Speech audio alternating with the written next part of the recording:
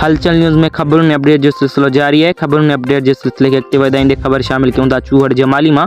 अला ॾिनो मेमून जी रिपोर्ट के मुताबिक चूहड़ जमाली में एसटीपी तालका शहबंदर पारां चूहड़ जमाली में एहतजाजी रैली कढी वई। एहतजाजी रैली प्रेस क्लब चूहड़ जमाली का थींदे चूहड़ जमाली मदनी चौक ते पहुंची।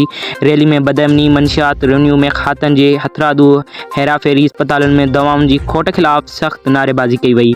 उन मौके ते अगवानन अब्दुल वाहिद खासकेली, जुम्मन सिंधी, गुलहसन रिंद, मंजूर अहमद मक्सी, असगर लाखाटियो, काका आशिफ अहमद मेमून, अता मोहम्मद मंगुलानी, मोहम्मद जुम्मन हालो, बशीर अहमद रिंद, शौकत बलोच, सैद अकबर शाह, जाड़ो खान संजरानी, अकबर मक्सी, अब्दुल गफूर कुंभर मीडिया से ॻाल्हाईंदे चयो त शहबंदर तालको बदअमनी मंशियात जो गढ़ बणिजी वियो आहे।